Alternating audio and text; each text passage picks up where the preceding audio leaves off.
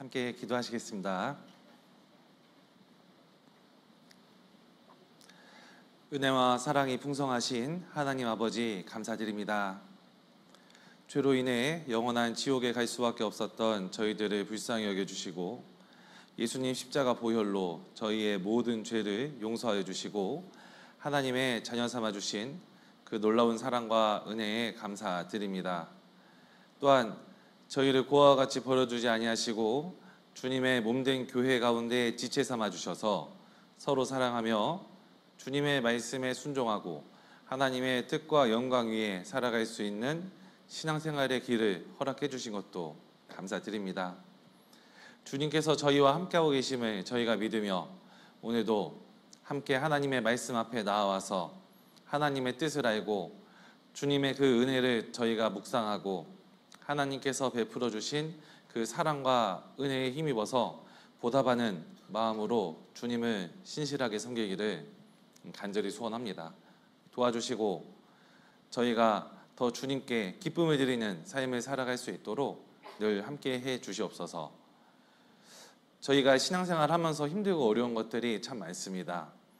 오늘의 시간들이 저희에게 큰 위로가 되고 힘과 용기를 더하여 주고 또 주님 앞에서 감사한 마음으로 살아갈 수 있는 좋은 계기가 될 수 있게 도와주시고 저희가 서로 사랑하며 주님 안에서 한 마음과 한 뜻이 되고 복음을 위해 합력하는 교회로 성장할 수 있게 늘 인도해 주시옵소서. 또 병으로 인해서 기타 여러 가지 상황으로 인해서 이 자리에 함께하지 못한 형제 자매님들도 계십니다. 어느 곳에 계시든지 주님께서 함께 해주시고 또 합당한 은혜로 채워주시기를 간절히 소원합니다.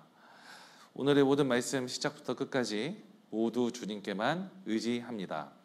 예수님 이름으로 기도드렸습니다. 아멘. 네, 성경 데살로니가전서 5장을 함께 보시겠습니다. 성경 데살로니가전서 5장을 함께 찾아보시겠습니다.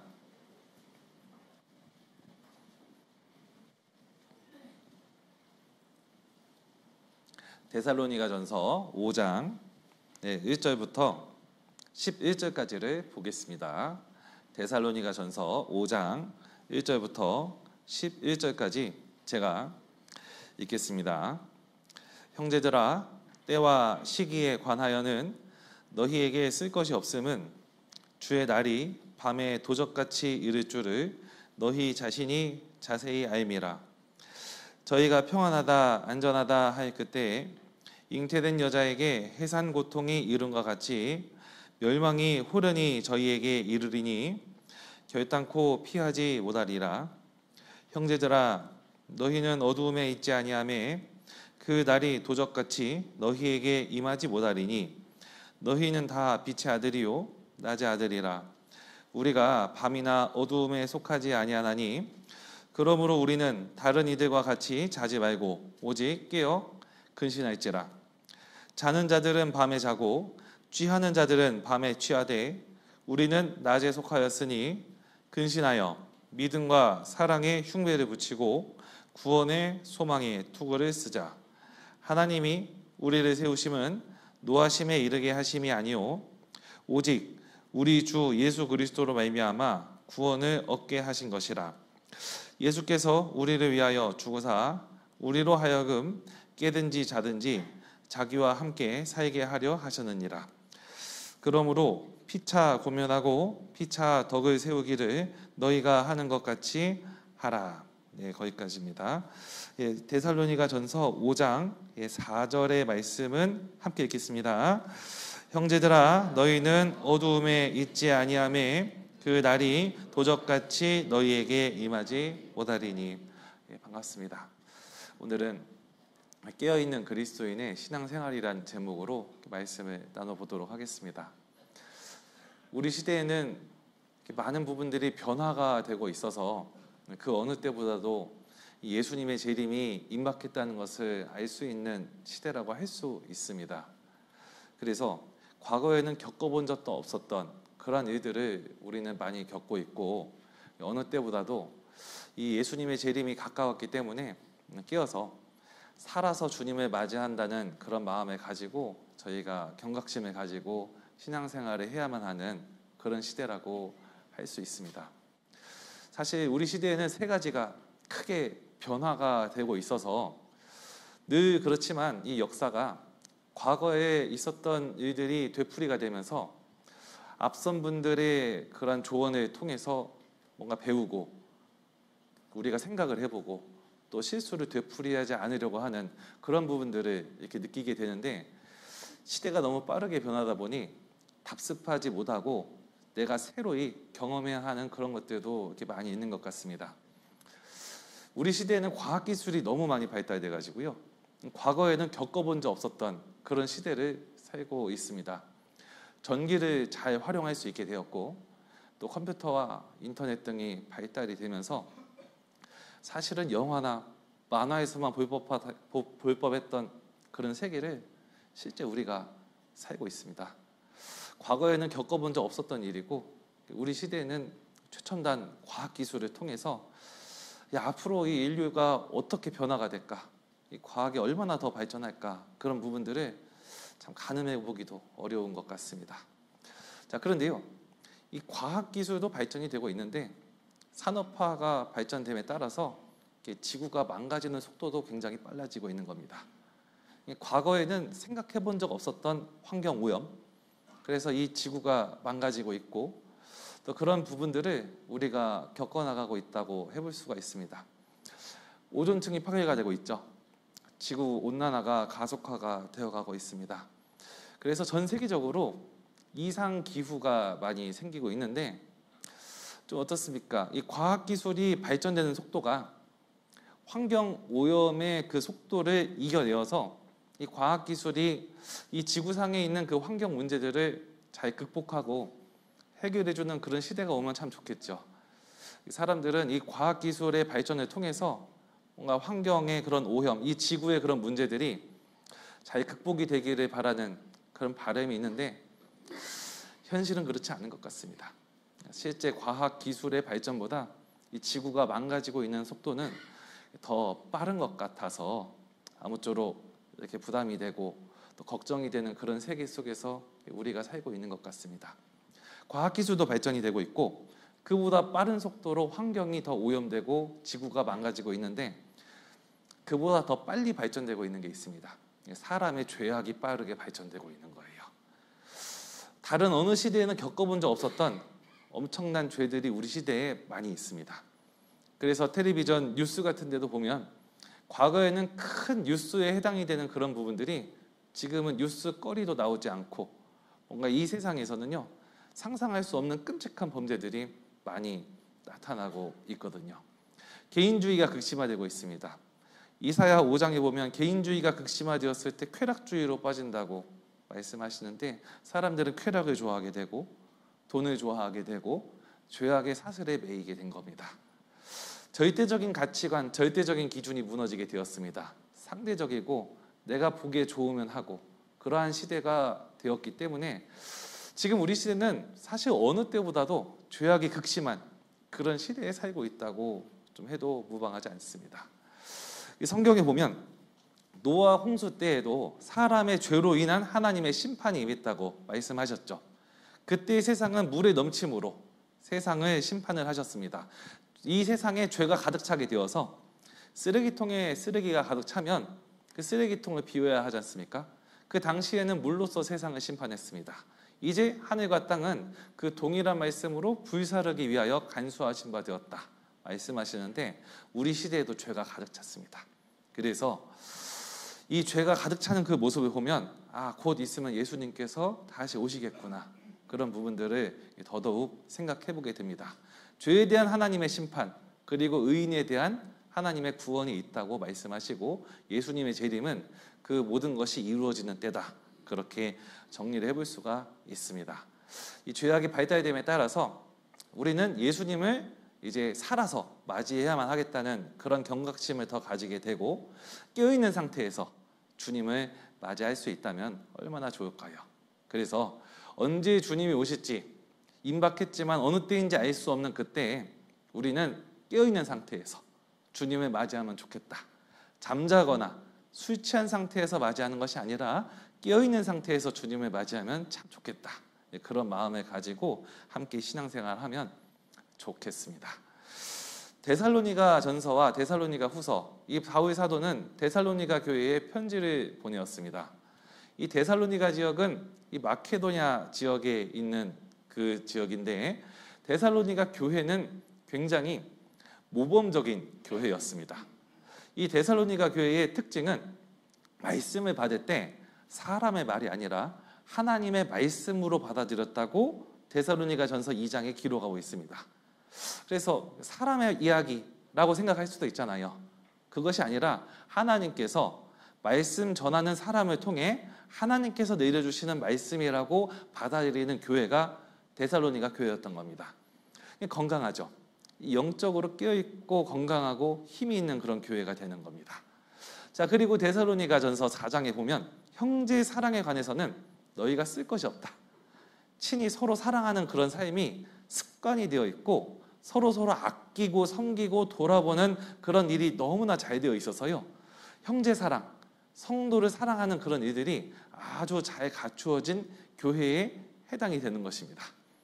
그래서 말씀을 중요하게 받아들이고 말씀을 무겁게 받아들이고 하나님을 경외하는 그런 삶을 살아가고 있으며, 동시에 주님께서 구원하신 형제자매들을 아끼고 주님을 대하시듯이 서로 사랑하면서 한 마음과 한 뜻이 되어 복음을 위해 나아가는 교회가 데살로니가 교회였던 거예요. 믿음의 역사가 있었습니다. 사랑의 수고가 있었어요. 소망의 인내가 있는 교회였습니다. 데살로니가 교회는 굉장히 모범적인 교회였습니다. 자, 그런데 이 교회에 한 가지 오해점이라는 것이 있었던 것 같습니다. 이 데살로니가 교회 성도들도 이 예수님의 재림이 임박했다는 것을 생각하면서 우리가 살아있는 때에 곧 주님이 다시 오신다, 그러한 마음을 가지고 살아왔던 교회입니다. 자, 그런데 이 예수님의 그 재림을 대비하는 그런 부분들에 있어서 약간의 오해가 있었던 것 같아요. 주님이 다시 오시니까 곧 있으면은 주님께로 가지 않습니까? 그래서 이 세상에서 조금 안일하게 살았던 것 같습니다. 게으르게 살았던 거예요. 그래서 이 성경 데살로니가 전서, 데살로니가 후서에 보면 종용이 일하면서 자기의 양식을 먹으면서 살아가야 된다, 그 부분에 대한 말씀을 해주시는 겁니다. 예수님을 다시 맞이하는 그리스도인의 자세는 깨어서 이 세상에서 성실하게 일을 하면서 살아가다가 주님을 맞이해야 된다는 것을 교훈해주고 있는 것이에요. 따라서 마지막 시대를 살아가고 있는 이 그리스도인들이 예수님의 재림을 어떻게 맞이할 것인가, 어떻게 하면 깨어있는 상태에서 주님을 맞이할 수 있을 것인가, 그 부분을 올바르게 이해하기 위해서 데살로니가 전서와 데살로니가 후서를 읽고 묵상을 하면 내 자신이 어떠한 상태에서 주님을 맞이해야 될 것인가, 그 부분을 잘 준비할 수 있을 것이라고 생각이 듭니다. 그래서 데살로니가 전서 5장을 중심으로 해서 오늘 말씀을 드려보도록 하겠습니다. 자, 먼저 데살로니가 전서 5장 5절과 6절의 말씀을 제가 읽어보겠습니다. 너희는 다 빛의 아들이요 낮의 아들이라. 우리가 밤이나 어둠에 속하지 아니하나니 그러므로 우리는 다른 이들과 같이 자지 말고 오직 깨어 근신할지라. 우리는 빛의 아들이 되었다, 낮의 아들이 되었다고 말씀하시고 밤에 속하지 않았으며 어두움에 속하지 않았다고 함께 연결해서 말씀해주고 계십니다. 이 요한복음에 보면요, 예수님께서 스스로를 나는 무엇이다 라고 하면서 자신을 나타내신 그런 경우들이 많이 있습니다. 자, 예를 들면 요한복음 6장에서는 예수님은 생명의 떡이라고 말씀하셨습니다. 요한복음 10장에서는요, 예수님께서 양의 문이고 선한 목자라고 말씀해 주셨습니다. 요한복음 11장에서는 부활이요 생명이라고 말씀하셨습니다. 요한복음 14장에서는 길이요 진리요 생명이라고 말씀하셨습니다. 요한복음 15장에서는 나는 참 포도나무라고 말씀하셨습니다. 자, 그런데요, 요한복음 8장에서는 예수님께서 자신을 무엇이라고 소개하시냐면 나는 세상의 빛이다. 예수님께서는 세상의 빛이라고 소개해 주시는 거예요. 그래서요, 예수님 오시기 전에 어두움이 가득했는데 요한복음 1장에 보면 참 빛, 곧 각 사람에게 비치는 그런 빛이 오게 되었다는 것을 나타내주고 있고, 영접하는 자, 곧 그 이름을 믿는 자에게는 하나님의 자녀가 되는 권세를 주셨다고 말씀하시는 것입니다. 천지창조 때의 모습을 한번 생각해 보겠습니다. 아무것도 없던 것에서요, 첫째 날에 빛을 만드셨습니다. 빛이 있으라 하심에 빛이 있었고 빛과 어두움이 나뉘게 된 것입니다. 어두움이 가득한 이 세상에서는 이 세상에 무엇이 있는지를 올바르게 살펴볼 수가 없습니다. 자, 그런데 빛이 생김으로 인해서 빛과 어두움이 나뉘게 되었고, 이 빛 안에 있는 세상에서 무엇이 있는지를 올바르게 바라볼 수 있도록 인도가 된 거예요. 하나님께서 빛을 만드셔서 이 세상에 무엇이 있는지를 올바르게 바라볼 수 있도록 해주신 것입니다. 예수님께서 세상에 빛으로 오셨다는 것은 무엇을 의미하겠습니까? 세상에 있는 사람들이 예수님을 만나기 전에는 어둠 속에 있었습니다. 봐야만 하는데 저 중요한 것이 있는데 바라보지 못하는 것이 있는 거예요. 이 세상에 눈에 보이는 것이 있습니다. 눈에 보이지 않는 것도 있어요. 자, 그런데 어두움에 있는 사람들은 눈에 보이지 않는 것을 중요하게 바라보지 못하는 단점이라는 것이 있습니다. 눈에 보이지 않는 하나님이 안 보이는 거예요. 예수님을 만나기 전에 영혼이 중요성이 안 보이는 거예요. 죽음 이후에 내세가 있는데 내세가 안 보이는 거예요. 하나님의 심판이 있는데 심판이 안 보이는 거예요. 심판이 안 보이니 죄가 얼마나 심각한지 모르는 것입니다. 예수님께서 사람의 죄를 용서하는 일을 십자가에서 해주셨는데 그 십자가에 달리신 그 예수님이 죄 용서한 일을 해주신 것이 안 보이는 거예요. 그러니 예수님을 만나기 전에는 중요한 것들을 바라보지 못하고 살았던 것입니다. 본다고 하는데 보이지 않는 소경이었던 거예요. 하나님도 안 보이죠. 영혼도 안 보입니다. 내세도 안 보입니다. 심판도 안 보입니다. 예수님의 대속이 안 보이는 거예요. 그래서요, 중요한 것을 바라보고 살아갈 수가 없습니다. 보여야 그것을 바라보고 사는데 이 세상의 것이 전부인 것처럼 살아가는 거예요. 땅에 소망을 두고 살아가는 사람들이 된 것입니다. 그런데 예수님께서 오신 거예요. 예수님께서 사람 구원하는 일을 하신 겁니다. 예수님의 은혜로 구원을 받은 사람들은 예수님께서 세상에 빛이시죠. 그 예수님께서 그 사람 안에 들어오셔요. 성령께서 구원받은 사람 안에 들어오시잖아요. 그래서 예수님께서 세상에 빛이신 것처럼 구원을 받은 그리스도인도 세상에 빛이 된 것입니다. 여러분 중요합니다. 마태복음 5장 16절에 보면 너희는 세상의 빛이 되어라가 아니라요, 너희는 세상의 빛이라, 빛이 된 것이에요. 없는 빛을 만들어라, 빛이 되어라가 아니라 주님께서 세상에 빛이셨잖아요. 그 세상에 빛이신 예수님께서 내 안에 들어오셔서 나도 세상의 빛이 된 거예요. 내 마음에 예수 그리스도의 빛이 들어오게 되었고, 눈에 보이지 않는 하나님을 바라볼 수 있게 되었고, 내 안에 영혼이 더 중요하다는 것을 바라보게 되었고, 이 세상이 전부가 아니라 내세가 있고 영원한 천국이 있다는 것도 바라보게 된 겁니다. 하나님의 심판이 있다는 것도 보게 되었고, 그 죄의 심각성도 알게 된 것입니다. 그러다 보니 예수님께서 사람의 죄를 용서하는 일을 십자가 위에서 해주셨는데, 그 십자가에 달리신 그 예수님이 나의 죄를 용서하기 위해 그 십자가에 달리셨다는 것도 비로소 바라보게 된 거예요. 그래서 보이니까요, 하나님을 위해서 살 수 있고, 영혼을 위해서 살 수 있고, 내세를 위해서 살 수 있고, 주님의 그 영광을 위해서 살아갈 수 있게 된 것입니다. 우리도 빛 안에 들어오게 된 것이에요. 빛이 창조가 되었기 때문에 우리는 빛의 아들이 되었고, 빛이 있는 세계를 낮이라고 하지 않습니까? 낮의 아들이 된 거예요. 빛을 만나기 전에 우리도 어둠이었어요. 빛을 만나기 전에 우리의 그 영혼은 밤이었던 것입니다. 자, 그런데 예수님이라는 그 빛을 만나게 되어서 우리도 빛의 자녀가 되었고, 우리도 낮의 자녀가 된 겁니다. 빛에 속하고 낮에 속한 사람으로 된 것이에요. 따라서 보이는 것이 있으니까 이제는 뭔가 깨어서 더 중요한 것을 두고 하늘의 소망을 바라보고, 이 세상은 거쳐가는 것이고 영원한 내세를 위한 삶, 주님을 위한 삶, 더 중요한 것, 영원한 것을 바라보고 사는 삶이 시작이 된 겁니다. 그것을 깨어있는 삶이라고 소개할 수 있는 것입니다. 그래서요, 구원을 해주셨을 때에는 그 구원을 해주신 결과 영원한 천국에 갈 수 있게 되었지 않습니까? 우리는 예수님의 그 보혈을 믿고 영원한 천국에 갈 수 있는 소망을 가지게 되었어요. 그렇죠.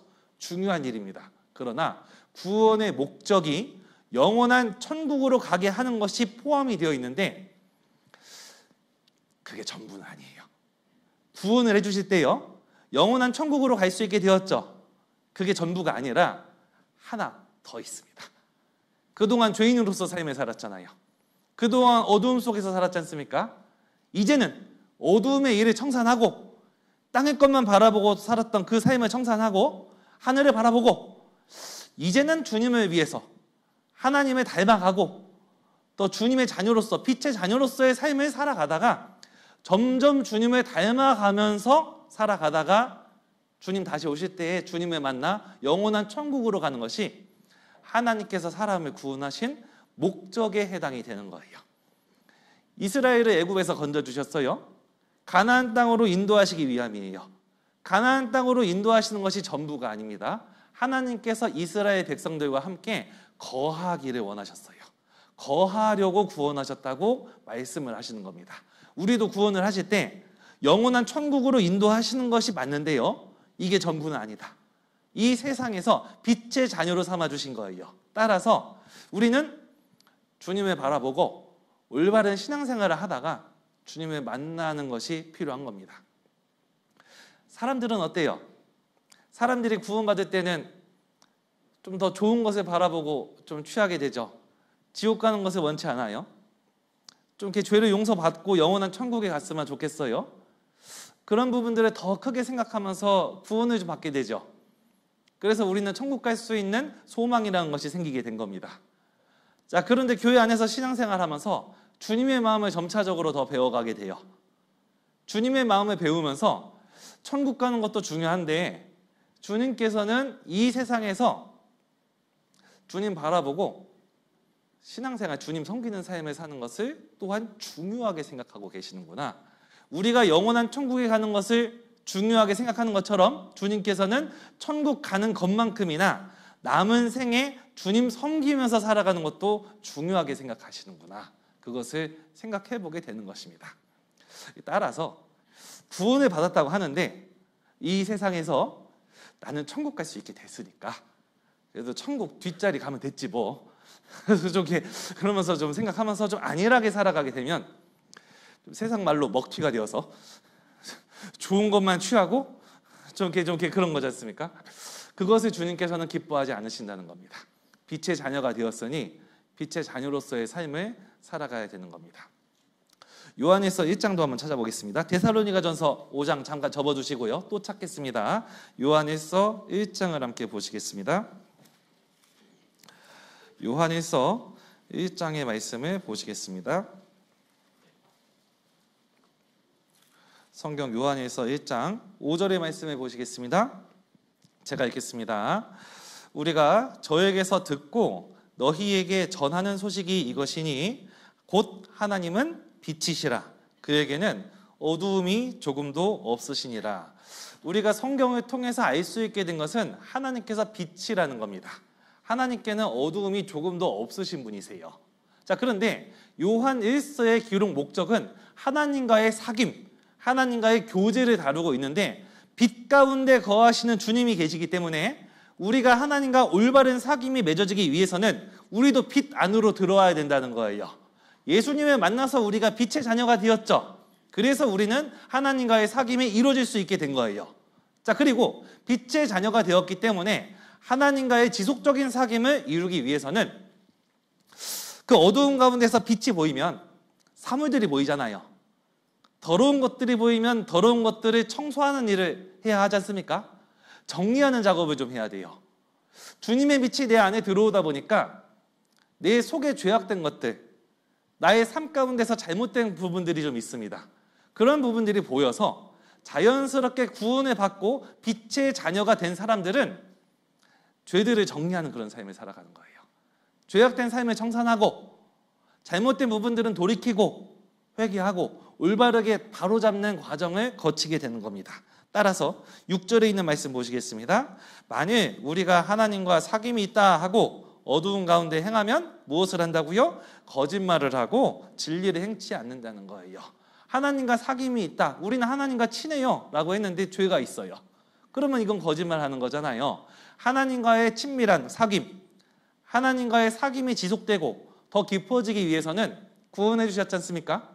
구원해 주신 목적에 맞게 죄가 조금씩 정리가 되고 점차적으로 하나님의 그 거룩함을 본받아서 우리도 거룩한 삶으로 더 나아가야 된다는 겁니다. 자, 7절의 말씀도 보시겠습니다. 저가 빛 가운데 계신 것 같이 우리도 빛 가운데 행하면 우리가 서로 사귐이 있고 그 아들 예수의 피가 우리를 모든 죄에서 깨끗하게 하실 것이요. 예수님께서 빛 가운데 계신 것처럼 우리도 빛 가운데 있으면 하나님과의 사귐이 더 깊어지게 되고 그 결과 우리 삶 속에서 죄라는 것들이 있지 않습니까? 그 죄들이 점차적으로 더 정리가 되고 내가 더 주님 안에서 깨끗한 삶을 살아갈 수 있게 되는 거예요. 이 말씀 보시면 예수의 피가 우리를 모든 죄에서 깨끗하게 하신다. 9절에 있는 말씀도 보시면 만일 우리가 우리 죄를 자백하면 저는 미쁘시고 의로우사 우리 죄를 사하시며 모든 불의에서 우리를 깨끗게 하실 것이요 말씀하셨죠? 이것은 구원받은 이후에도 죄가 남아있는 것이냐, 그 죄 때문에 하나님의 심판이 남아있는 것이냐, 그 뜻이 아니라요, 구원을 받으면 하나님의 자녀가 되었고 영원한 천국에 이를 수 있게 된 거예요. 미래죄까지 다 용서해 주셨지 않습니까? 자, 그런데 아직 변화되지 못한 옛 성품이 있고 그 죄들이 하나님과의 사귐, 하나님과의 교제를 단절시키는 문제가 있기 때문에 하나님과의 사귐을 위한 죄의 문제 처리, 하나님과의 사귐을 위한 그런 용서를 주님께서 해주신다고 말씀해 주시는 거예요. 자녀가 부모님께 실수했어요. 그러면 부모님께서 호적을 파버립니까? 아니죠. 호적을 파버리는 건 아니지만 부모님과의 관계가 어색해지잖아요. 자녀가 부모님께 실수하면요.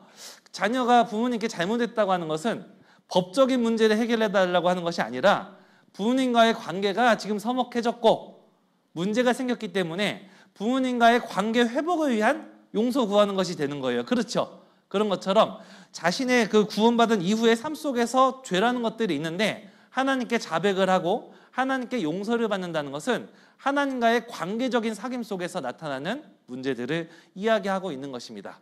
주님은 빛이시기 때문에 우리가 구원을 받을 때 주님의 빛 안으로 들어오게 되었고 우리도 주님을 본받아서 빛의 자녀처럼 살아가게 되는데 그 삶은 죄를 구별하고 죄에서 구별이 되고 우리 삶 속에서의 죄를 정리를 해나가고 주님과의 사귐이 점점 더 깊어지는 것을 이야기하고 있는 거예요.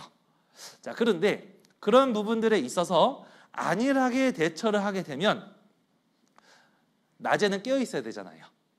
그런데 방심하다가 잠들 수도 있고 방심하다가 영적으로 술에 취할 수도 있는 것입니다. 그래서 데살로니가전서 5장 다시 돌아가 보겠습니다. 성경 데살로니가전서 5장 7절과 8절의 말씀을 보시겠습니다. 데살로니가전서 5장 7절과 8절의 말씀을 제가 읽겠습니다. 자는 자들은 밤에 자고 취하는 자들은 밤에 취하되 우리는 낮에 속하였으니 근신하여 믿음과 사랑에 흉배를 붙이고 구원의 소망의 투구를 쓰자. 그렇습니다. 이 세상을 둘로 나누면 빛과 어둠으로 나뉠 수가 있습니다. 빛의 세계는 낮의 세계예요. 그렇다면 어두움의 세계는 밤의 세계와 연결이 되겠죠. 빛과 낮, 밤과 어두움이 연결이 되는 것입니다. 낮에 주로 하는 일은 뭐예요? 깨어있는 일이에요. 그래서 낮에 속했기 때문에 깨어있으라고 말씀하시는 거예요. 밤엔 주로 뭐예요? 잠을 잡니다. 밤엔 주로 뭐합니까? 술 마십니다. 그렇게 구원받지 않은 사람들 보통 낮에 술 마시지 않고 밤에 술 마시잖아요. 밤에 영역이 있고 낮에 영역이 있는데 낮에 영역이 깨어있는 것이라면 밤의 영역은 잠을 자는 것 그리고 술에 취하는 것인 거예요. 자, 그런데 깨어있어야 되는데 구원을 받은 그리스도인이 낮에 속했으니까 빛에 속했으니까 깨어있어야 되는데 깨어있는 것이 반대가 돼버렸어요.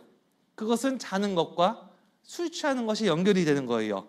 그래서 7절에서는 밤에 속한 영역을 말씀하시는 겁니다. 자는 자들은 밤에 속한다는 겁니다. 취하는 자들은 밤에 취한다는 거예요. 구원을 받은 사람이 낮에 속한 사람이고 빛에 속한 사람인데 영적으로 잠을 잘 수 있고 영적으로 술에 취할 수가 있다는 것입니다. 그러므로 이르시기를 잠자는 자여 깨어서 죽은 자들 가운데서 일어나라. 그리스도께서 내게 비치시리라. 말씀하셨죠? 이 말씀 어디 있어요? 제가 다시 한번 말씀드릴게요. 그러므로 이르시기를 잠자는 자여 깨어서 죽은 자들 가운데서 일어나라. 그리스도께서 내게 비치시리라. 이 말씀 어디 있어요? 에베소서 5장 14절에 있는 말씀입니다. 술 취하지 말라. 이는 방탕한 것이니 오직 성령의 충만을 받으라. 이 말씀도 잘 아시죠? 술 취하지 말라고 하셨어요. 성령의 충만을 받는 것과 술 취하는 것은 반대적으로 연결이 되어 있다는 겁니다. 술을 취하면 성령 충만할 수 없잖아요. 반대가 되는 거예요. 술 취하지 말라. 이는 방탕한 것이니 성령의 충만을 받으라. 이 말씀은 어디 있어요? 에베소서 5장 18절에 있습니다. 5장 14절에서는 잠자는 자여 깨어서 죽은 자들 가운데 일어나라. 에베소서 5장 18절에서는 술 취하지 말라. 이는 방탕한 것이니 성령의 충만을 받으라고 말씀하셨죠. 잠자는 사람한테 깨어나라고 하셨고 술 취한 사람에게 깨어나야 된다고 말씀하신 거예요. 에베소서 5장에 있죠.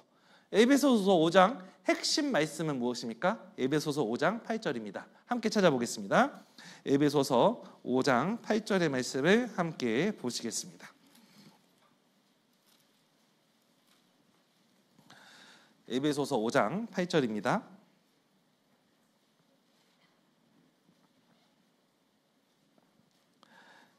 네, 에베소서 5장 8절의 말씀 함께 읽겠습니다. 너희가 전에는 어두움이더니 이제는 주 안에서 빛이라.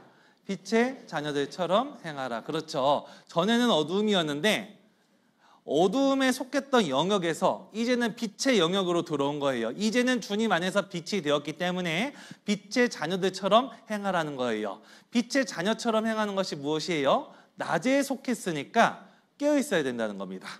잠자는 것, 술 취하는 것은 밤에 속한 영역이잖아요. 우리는 낮에 속했기 때문에 깨어 있어야 된다고 말씀하시는 거예요. 잠자는 사람과 죽은 사람의 공통점은 뭐예요? 움직이지 않는 거예요. 차이점은 어떻습니까? 잠자는 사람은 생명은 있어요. 죽은 사람은 생명이 없죠. 구원받기 전엔 영적으로 죽은 사람이었어요. 구원을 받았다는 것은 주님께서 생명을 주신 거예요. 주님께서 생명을 주신 이유가 무엇이겠어요? 영원한 천국으로 인도하는 것과 동시에 생명 주신 것은 살아서 생명 활동을 하라고 생명을 주신 것입니다. 그렇죠?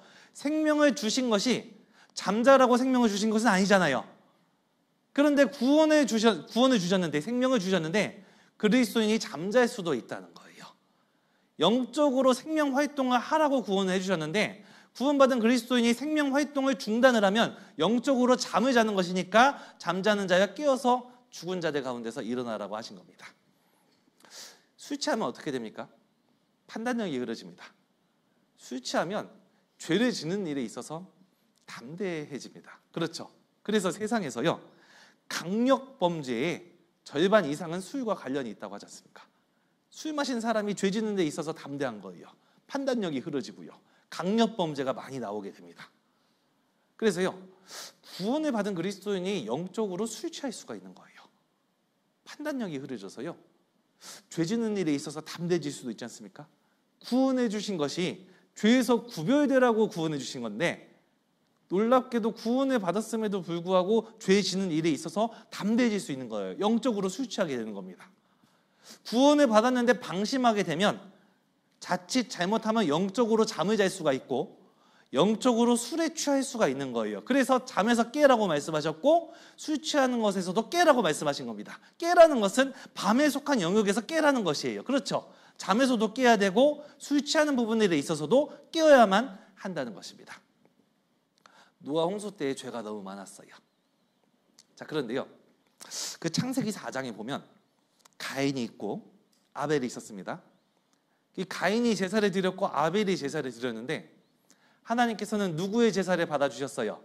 아벨의 제사를 받아주셨죠. 믿음으로 드린 제사고 예물이 그 믿음을 증거한다고 말씀하신 거예요. 아벨이 드렸던 그 예물은 믿음에 근거한 예물이 되었던 겁니다. 가인은 농사하는 자였고 자기 열심으로 하나님께 무엇인가를 드려보려고 했지만 하나님께서는 가인의 제사를 받지 않으셨고 아벨의 제사를 받으셨습니다. 가인은 시기했어요. 아벨을 죽였습니다. 하나님께서 아벨 대신에 누구를 세우셨어요? 셋을 세우셨습니다. 가인은 하나님을 떠났어요. 가인의 후손들이 나왔습니다. 가인의 후손들은 문명을 세웠습니다. 창세기 4장에서는 가인의 후손들이 세운 문명에 말씀하고 있고 창세기 5장에서는 셋의 후손들이 세우고 있는 하나님의 역사를 다루고 있는 거예요. 가인의 후손들이 나타나게 되는 그 역사는 땅에 속한 것입니다. 세상의 것이에요. 어두움의 것입니다. 밤의 것이에요. 그래서 세상적으로 뭔가 편리하고 문명이 발달하고 조금 더 잔인해지고 더 쾌락의 쪽으로 나아가게 되는 그 세상의 모습들, 땅에 속한 그런 문명들이 발달하게 되는 것이 창세기 4장에 속한 것입니다. 그 다음 장에서는 하나님께서 아벨 대신 셋을 구별하셨잖아요. 이 셋의 후손들의 그런 역사가 나오는데 셋은 여호와의 이름을 불렀습니다. 셋의 후손들은 하나님을 찾고 하나님을 구하면서 하나님 의지하는 삶을 살아갔던 거예요. 유명한 무두셀라도 나오고 유명한 에녹도 나오고 다양한 믿음의 사람들이 나오고 있는 것이에요. 그래서 이 셋의 후손들은 하늘에 속한 사람들이고 빛의 자녀의 그런 삶을 살아가게 되고 뭔가 하나님께 기쁨을 드리는 그런 후손들로 나아가고 있었던 것입니다. 창세기 6장에서는 노아의 홍수 사건이 나옵니다. 창세기 4장은 가인의 후손, 창세기 5장은 셋의 후손이에요. 근데 가인의 후손들이 죄를 너무 많이 졌어요. 죄가 너무 발달이 되었어요. 세상에 죄가 가득 찼습니다. 하나님께서는 세상을 물로서 심판하기로 마음을 먹으셨어요. 홍수 심판을 명령하셨습니다. 그때 셋의 후손들은 어떠면 좋을까요? 깨어서 이제 홍수가 임박했구나. 하나님의 심판이 임박했구나. 노아가 방주를 만들고 있기 때문에 방주가 만들어지는 일을 혹시나 돕거나 방주에 타야만 하겠다 그런 마음을 가지는 것이 셋의 후손의 정상적인 모습이겠죠. 왜 그래요? 하늘에 속한 후손들이기 때문에 그런 겁니다. 문제가 생겼어요. 가인의 후손들이 셋의 후손들의 그런 모습을 보고 뭔가 동경심을 느껴서 나도 하나님께 속했으면 좋겠다. 나도 하나님을 섬기는 삶을 살고 싶다. 그렇게 가면 참 좋았을 텐데 거꾸로 되고 말았어요. 셋의 후손들이 창세기 6장 2절에 보면 그들이 육체가 됩니다. 영혼의 것을 바라보고 살았던 사람들이 육체가 됩니다. 육신으로 속하게 되고 만 거예요. 그것은 무엇을 이야기합니까? 깨어있는 사람들이 잠들고 말았습니다. 깨어있는 사람들이 술 취하고 만 거예요. 노아 홍수 시대에 가인의 후손들이 심판을 받는 건 어찌 보면 당연한 일이에요. 이해가 되는 일이에요. 가인의 후손들은 하나님의 심판에 대비할 수 있는 지혜라는 것이 없는 거예요. 그런데 놀랍게도 그 홍수 시대에 구원받은 사람은 8명뿐이었지 않습니까? 셋의 후손들은 어디 갔습니까? 셋의 후손들이 육체가 되고 말았어요. 영혼의 것, 영원한 것을 바라보고 살았던 그 셋의 후손들이 잠들고 말았습니다. 술 취하고 말았어요. 깨어있지 못했어요. 노아 홍수 시대가 임박했는데 홍수 때에 깨어있지 못하다 보니 방주에 들어가지 못했어요. 그래서 그건 참 아쉽지 않습니까? 예수님의 재림이 얼마 안 남았습니다. 예수님의 재림이 얼마 안 남았는데 구원받지 못한 사람이 어떻게 예수님의 재림을 준비할 수가 있겠어요? 구원받지 않은 사람들이 어떻게 예수님의 재림을 맞이할 수 있겠습니까? 그건 어찌 보면 당연한 수순이라고 할 수 있습니다. 구원을 받은 그리스도인들이 깨어있지 못한 건 그건 이상한 거 아니겠습니까? 노아 홍수 시대에 가인의 후손이 심판받는 건 이해가 되지만 셋의 후손도 함께 홍수로 들어갔다는 건 놀라운 일이잖아요. 근데 예수님의 재림의 때가 얼마 남지 않았습니다. 징조들이 다 이루어지고 있어요. 사람의 죄악은 갈수록 극심해지고 있습니다. 우리가 살고 있는 시대에 주님이 다시 오시는 것이 분명해 보입니다. 근데 이제 구원받지 못한 사람들은 예수님의 그 재림을 맞이할 준비가 안 돼 있는 게 당연하잖아요. 근데 구원을 받은 그리스도인이 깨어있지 못할 수도 있다는 거예요. 예수님의 재림이 임박했다는 건 깨어있는 삶을 살라고 말씀하신 것인데, 구원을 받은 그리스도인이 깨어있지 못한 상태에서 주님을 맞이할 수 있다는 것은 비극적인 일 아니겠습니까? 성경에 예수님이 언제 오신다고 말씀하신 것이 좀 있어요, 없어요? 예수님께서 언제 오시는지 말씀해 주셨어요, 안 해주셨어요? 안 해주셨어요? 제가 언제 오시는지 말씀을 해주셨거든요. 그거 찾아드릴 테니까 이때 오시는구나 하고 자기 자신을 진단해 보기 바랍니다. 예수님께서 언제 오시는지 말씀해 주셨습니다. 마태복음 24장 함께 찾아보시겠습니다. 마태복음 24장 함께 보시겠습니다. 마태복음 24장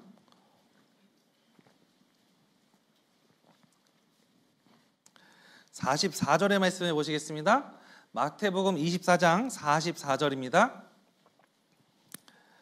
네, 마태복음 24장 44절입니다. 이 말씀은 함께 읽겠습니다. 이러므로 너희도 예비하고 있으라. 생각지 않은 때에 인자가 오리라. 예수님 언제 다시 오신다고요? 생각지 않은 때. 생각지 않은 때에 예수님이 다시 오신다는 거예요.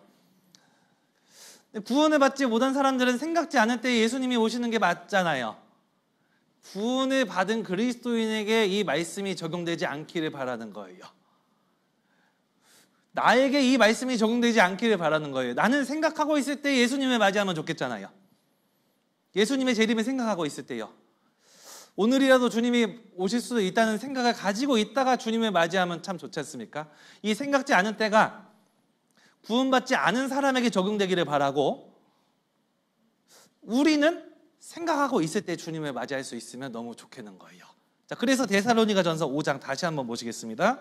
데살로니가전서 5장 다시 한번 보시겠습니다. 데살로니가전서 5장 3절의 말씀을 보시겠습니다. 데살로니가전서 5장 3절입니다. 제가 읽겠습니다. 저희가 평안하다 안전하다 할 그때에 잉태된 여자에게 해산 고통이 이름과 같이 멸망이 호련히 저희에게 이르리니 결단코 피하지 못하리라. 여기 나오는 저희가는 구원받지 못한 사람들을 이야기하는 거예요. 평안하다, 안전하다 하고 있는데 잉태된 여자에게 해산 고통이 이름과 같이 멸망이 호련히 저희에게 이른다고 말씀하셨습니다. 2절에서도 보시면요. 주의 날이 밤에 도적같이 이를 줄을 너희 자신이 자세히 알미라. 도적이 밤에 오잖아요. 예고 안 하고 오죠. 며칠 몇 시에 온다고 예고하고 오는 건 아니잖아요. 갑작스럽게 임하는 것처럼 구원받지 않은 사람에게는 예수님의 재림이 도적같이 임한다는 거예요. 방심하고 있을 때, 생각하고 있지 않았을 때 예수님의 재림, 하나님의 그 심판이 임하게 된다는 것을 말씀해주고 있는 거예요. 자, 그런데 구원받은 사람은 그게 아니에요. 4절 말씀입니다. 형제들아 너희는 어두움에 있지 아니하매 그 날이 도적같이 너희에게 임하지 못하리니. 구원받은 그리스도인들은 어두움에 있지 않지 않습니까? 그 날이 도적같이 너희에게 임하지 않는 거예요. 구원받은 그리스도인에게 속한 말씀이고, 이 말씀은 나의 말씀이 되어야 되지 않습니까? 생각지 않은 때에 인자가 오리라, 그 말씀이 내 말씀이 아니라 도적같이 너희에게 임하지 못하리니, 이 말씀이 나의 말씀이 되어야 되지 않습니까? 깨어있는 상태에서요. 예수님의 재림은 구원받은 그리스도인에게 혼인잔치에 해당이 됩니다. 어린 양의 혼인잔치에 우리가 함께 참여하는 거예요. 그리스도의 신부로서 참여하게 되는 겁니다. 신랑 되시는 예수님께서 오셨어요. 신부가 이야기합니다. 아이고 깜짝이야. 왜 이렇게 빨리 오셨어요? 이거 뭐가 이상하잖아요. 예수님께서 결혼하러 오셨는데 신부가 깜짝 놀랐어요. 아이고 깜짝이야. 벌써 오시면 어떡해요? 나 아직 결혼 준비 안 됐는데요. 그러면 안 되겠죠. 깨어있는 상태에서는 이 예수님의 그 혼인잔치, 신랑 되시는 예수님께서 오실 때 신부는 그 결혼의 날에 손꼽아 기다리면서 그 결혼이 쫙 이루어지는 것을 바라면서 살아가지 않습니까? 그런데 깜짝 놀라는 거예요. 깨어있지 못했거든요. 우리는 그런 영역에 해당이 되면 안 되고, 우리는 깨어서 주님을 맞이할 수 있다면 너무나 좋겠습니다. 자, 그렇다면 깨어있는 삶이란 무엇일까요? 구원을 받은 그리스도인들이 깨어 있어야 된다고 하는데, 깨어 있는 삶이란 무엇을 지칭하는 것일까요? 마태복음 24장에서는 예수님의 재림의 징조가 소개가 되고 있습니다. 주의 임하심과 세상 끝에는 무슨 징조가 임하겠습니까? 그때의 거짓 그리스도, 뭐 이렇게 전쟁, 기근, 지진, 여러 가지 것들, 그리고 가장 큰 징조가 무엇입니까? 이스라엘의 회복입니다. 죽은 지 2000년 된 그 이스라엘이 자기 땅으로 돌아와서 나라를 세우고 회복이 되고 지금 강한 나라가 되었지 않습니까? 무화과 나무의 비유를 배우라. 그 가지가 연하여지고 잎사귀를 내면 여름이 가까운 줄 아나니 이와 같이 너희도 이 모든 일을 보거든 인자가 가까이 문 앞에 이른 줄 알라. 예수님께서 언제 임하시는지 그 징조에 대해서 구체적으로 말씀을 해주셨고, 징조를 말씀하셨으니까 무엇을 이야기해야겠습니까? 이러므로 깨어있으라. 생각지 않을 때 주님이 오신다는 거예요. 노아 홍수 시대에 사람들이 먹고 마시고 장가들고 시집가고 있다가 홍수가 났을 때 깨닫지 못했던 것처럼 인자가 임하는 날에도 그와 같을 것이라는 겁니다. 두 사람이 밭에서 일을 하는데 하나는 데려감에 당하고 하나는 버려줌을 당하며, 두 여자가 매를 가고 있는데 하나는 데려감에 당하고 하나는 버려둠을 당한다는 거예요. 그래서 깨어 있어야 된다는 겁니다. 충성되고 지혜 있는 종이 되어서 때를 따라 양식을 나누어주는 그런 자가 누구냐? 주인이 언제 올지 모르는데 주인이 곧 올 수도 있다, 그런 마음을 가지고 충성되고 지혜롭게 일을 하다가 주인이 딱 오면 너무 좋지 않습니까? 그런데 주인이 더디 오리라, 주인이 좀 멀리 있다 올 거야, 그러면 종은 게을러지는 거예요. 제가 초등학교 때 어머니께서 공부하라고 하셔서 제가 조금 말을 잘 들었습니다. 3시간 공부한 거예요. 초등학생이 3시간 공부하면 잘한 거죠. 공부 다 끝나고 5분 동안 이제 테레비를 틀었어요. 테레비를 틀었는데 한 5분 있다가 저희 어머니께서 들어오셨어요. 너는 공부는 안 하고 왜 텔레비전만 보냐? 그러면서 제가 엄청 혼났었는데 억울하잖아요. 3시간 동안 열심히 공부했는데 그때는 안 오시고, 좀 제가 재수가 별로 안 좋은 것 같아요. 깨어 있었다면 5분이라도 더 공부할 걸, 그런 생각을 좀 할 수 있겠죠. 언제 지금이라도 어머니가 오실 수 있다, 좀 그런 마음으로 3시간 버틴 거예요. 근데 그것이 이제 끝나니까 인내심의 바닥이 나서 테레비를 틀었는데 그때 어머니가 오셨거든요. 그리스도인도 마찬가지인 거예요. 오늘이라도 주님이 오실 수 있다, 그런 마음을 갖고 살아가면 깨어있는 삶을 삽니다. 그런데 지치는 거예요. 10년 전에도 그랬던 것 같아요. 20년 전에도 그랬던 것 같아요. 그땐 더 심했어요. 근데 안 오셨잖아요. 20년, 30년이 지나면 더 가까이 온 건데 마음은 더 무뎌지는 거예요. 그것이 좀 문제인 겁니다. 충성되고 지혜 있는 종이 되어서 주인이 곧 다시 오신다, 다시 온다, 오늘이라도 온다, 그런 마음을 가지고 때를 따라 부지런하게 양식을 나눠주는 자가 돼야 된다. 그거 내용이 마태복음 24장의 내용인 거예요. 그러면서 마태복음 25장은 그럼 충성되고 지혜 있는 종이 무엇이냐, 주인을 맞이하는 종의 자세는 무엇이냐 하면서 3가지 비유를 이야기를 한 겁니다. 첫 번째는 열처녀 비유예요. 두 번째는 달란트 비유예요. 세 번째는 양과 염소의 비유가 되는 거예요. 열처녀 비유 아시죠? 이 열처녀 비유 뭐예요? 그 이스라엘에서 이게 결혼식이 있는데 그 신랑이 신부를 맞이하러 가는 거예요.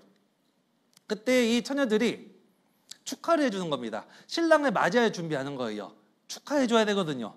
자, 그런데 10명의 처녀 중에 5명은 슬기로 왔고 5명은 미련했습니다. 슬기 있는 사람과 미련한 사람의 차이점은 무엇이에요? 기름이요, 기름. 다 등이 있는데 5명은 기름이 있었고요, 5명은 기름이 없었어요. 신랑이 더디 오므로 다 졸면서 자고 있습니다. 근데 밤에 이제 신랑이다, 맞으러 가자, 그렇게 한 겁니다. 근데 문제가 생겼어요. 같이 불이 켜졌었는데 신랑이 더디 오다 보니까 기름 없는 처녀들의 그 등에 기름이 꺼지고 만 거예요. 우리 기름이 없다, 좀 기름 좀 나눠서 같이 쓰자. 5명의 슬기 있는 처녀들이 우리 것도 지금 모자랄 수가 있다, 가서 마을 가서 기름을 사와라. 밖에 가서 이제 기름 사왔더니 신랑은 이미 왔고, 미련한 5명의 처녀들은 신랑을 맞이하지 못했지 않습니까? 어떤 분들은 조금 헷갈리는 거예요. 5명의 미련한 처녀들이 기름을 조금 갖고 온 건가? 성경에 기름이 없다고 하는데 또 처음에 불은 켰어요. 불은 켰으니까 이 기름이 조금밖에 없는 건가? 근데 성경에서 좀 잘못한 건가? 그게 아니라요. 이 이스라엘의 그 등이 기름 없이 불이 날 수가 있는 겁니다. 심지가 타들어가면서 불이 나오는 거예요. 그래서 그 시간이 길지가 않습니다. 기름 없는 상태에서는 심지가 타들어가면서 불이 나기 때문에 불타면서 고약한 냄새가 나는 거예요. 냄새가 고약하지 않습니까? 기름은 무엇을 상징합니까? 성령을 상징합니다. 예수님 다시 오실 때 누가 그 기름을 가진 5명의 처녀를 지혜롭다고 했는데 누가 지혜로운 것입니까? 성령을 소유한 상태에서 예수님을 맞이한 사람이 지혜로운 사람이 되는 거예요. 그러면 성령을 소유하는 것은 어떻게 소유할 수 있습니까? 회개하고 죄 사함을 받으라. 그리하면 성령을 선물로 받으리니 복음의 말씀을 듣고 그 안에서 믿어 약속의 성령으로 인치심을 받았으니 에베소서 1장 13절 말씀이죠. 그러니까 구원을 받고 그 예수님을 믿어서 죄 용서를 받고 구원을 받았을 때 성령께서 내 안에 들어오신 거예요. 성령의 기름이 부어지는 겁니다. 구원받기 전에 기름이 없어요. 기름이 없으면 뭔가 불을 비치려고 하는데 심지가 타들어가면서 빛이 내니까 고약한 냄새가 나는 거예요. 구원받지 않은 사람들 고약한 냄새 나지 않습니까? 술 마시면 고약한 냄새 나잖아요. 술 마시는 사람 옆에 있으면 고약한 냄새 나지 않습니까? 담배 피는 사람 옆에 있으면 고약한 냄새 나지 않습니까? 화장 진하게 한 사람 옆에 앉아있으면 머리가 어지럽고 하지 않습니까? 고약한 냄새 나는 거예요. 필요한 게 무엇인가? 기름입니다. 기름이 쫙 부어지면은 고약한 냄새가 사라지고 그 사람에게서 그리스도의 향기가 나오는 거예요. 고약한 냄새가 나던 그 사람이 구원을 받고 성령께서 안에 들어오셨을 때 그리스도의 향기가 나타나는 그런 삶으로 변화가 되는 거예요. 이거 놀랍지 않습니까? 예루살렘 옆에 흰놈의 아들 골짜기라는 골짜기가 있었어요. 혹시 성경에 읽어보면서 흰놈의 아들 골짜기 본 적 있으세요? 그런 구절들이 좀 이렇게 있는데 이 예루살렘 옆에 있는 동네인데 구약시대에는 살기 좋은 곳이었어요. 근데 예레미야 성경에 보면 흰놈의 아들 골짜기에 우상들이 들어온 거예요. 하나님을 섬기는 그 약속의 땅 가나안 땅에 그 흰놈의 아들 골짜기에 우상이 들어온 거예요. 우상이 들어온 건 그 땅이 더럽혀지게 된 것이죠. 하나님을 멀리하고 우상이 들어온 결과 예수님 공생의 사역 당시에는 흰놈의 아들 골짜기가 쓰레기 처리장이 됐습니다. 그래서 그곳이 과거 구약시대에는 살기 좋은 곳이었는데 고약한 냄새가 나는 쓰레기 처리장으로 바뀌고 만 거예요. 살기 좋은 곳이 왜 고약한 냄새 나는 쓰레기 처리장으로 바뀌었습니까? 우상이 들어왔거든요. 하나님을 밀어버렸거든요. 그 결과 고약한 냄새 나는 곳으로 전락하고 만 거예요. 그래서 사람이 구원을 받고 성령께서 내 안에 들어오시고 성령의 기름이 쫙 부어지게 되면 자연스럽게 우리의 삶 속에서는 과거의 고약한 냄새들이 없어지게 되고 그리스도의 향기 나는 그런 삶으로 나타나게 되는 것입니다. 제가 아내를 사랑해요. 그래서 좀 좋은 향수를 하나 선물을 해주고 싶었던 거예요. 향수 가게 갔습니다. 비싸요. 못 사겠어요. 다시 나왔습니다. 저희 아내한테 말만 했다고 혼났어요. 향수 가게 가서 비싸서 그냥 나왔어요. 한 몇 분 있었는데요. 제가 향수를 사진 않았는데 좋은 향기가 몸에 배어졌더라고요. 향수 가게 들어가면 내가 향수를 사지 않더라도 좋은 향기가 몸에 배어져서 나오게 되죠. 교회는 향수 가게 같은 곳이에요. 그래서 좋은 향기가 내 삶 속에서 배어져 나오는 거예요. 세상은 고약한 냄새가 나지 않습니까? 우리가 세상에서 치열하게 살다가 전도하면서 살다가 교회 안에 함께 모이는 거예요. 말씀을 듣고 함께 교제를 합니다. 그리스도의 향기가 몸에 배어져서 나와요. 우리 삶 속에서 우리 마음에서 좋은 향기가 뿜어져 나오게 되는 것입니다. 그래서 이 열처녀의 비유처럼 기름을 소유한 사람이 지혜롭지 않습니까? 구원을 받을 때에 성령의 기름이 그 안에 들어오게 되고 그 사람에게서 그리스도의 향기가 나타나게 되고 성령의 인도함을 받으면서 살아가는 그 사람이 깨어있는 삶의 모습이 된다는 겁니다. 그래서 구원을 받는 것, 구원을 받아서 성령의 인도함을 받으면서 살아가는 그 사람을 보여주고 있는 것입니다. 그 다음 비유는 달란트의 비유입니다. 달란트 비유 잘 아시죠? 이 세 명의 종이 있는데 첫 번째 종은 5달란트, 두 번째 종은 2달란트, 세 번째 종은 1달란트를 받았습니다. 2명의 종은 장사하는 일을 했습니다. 1명의 사람들은 땅에 묻어두었어요. 그랬더니 어떻게 되었습니까? 2명의 종은 칭찬을 받았고 1명의 종은 저주를 받게 되었죠. 자, 깨어있는 삶, 그리스도의 재림을 맞이한 그리스도인의 삶의 두 번째 특징은 주님을 위해서, 교회와 복음을 위해서 장사하는 삶을 살아가는 거예요. 5달란트 받은 사람과 2달란트 받은 사람이 장사하는 삶을 살았고 이윤을 남겨서 돌아왔지 않습니까? 자, 그런 것처럼 우리는 과거에는 자기 자신을 위해 살았어요. 자기 중심적인 삶을 살았습니다. 나를 위해서 이렇게 좀 모든 포커스가 나한테 맞춰졌던 거예요. 달란트 비유에 나오는 종들은 이윤을 남겨서 주인에게 돌려드리는 삶을 살았어요. 어떤 사람은 5달란트 받았고 어떤 사람은 2달란트 받았어요. 그러나 서로를 비교하지 않았어요. 자신이 맡겨진 영역 안에서, 자신의 주어진 상황 안에서 그저 주님 바라보고 최선을 다하면서 살아가는 거예요. 그래서 이렇게 주님을 위해서 자기 자신의 것은 좀 청산하고, 그리스도 예수의 사람들은 그 십자가에 자기 죄만 용서받은 것이 아니라요, 나의 자체가 못 박히지 않았습니까? 정과 욕심을 십자가에 못 박았느니라 말씀하셨습니다. 이제는 주님을 위해서, 주님의 뜻과 영광을 위해서 살아가는 삶이 이루어지게 된 것이에요. 삶의 목적을, 삶의 방향성을 이제는 주님께로 맞추고, 교회로 맞추고, 복음으로 맞추고, 더 영원한 것을 바라보고 남는 삶을 살아가게 되는 것입니다. 너희를 위해서 보물을 땅에 쌓아두지 말라고 하셨습니다.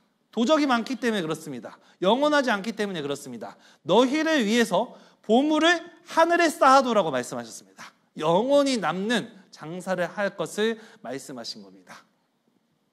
어떤 분들은 가족들이 구원받은 사람들이 많아요.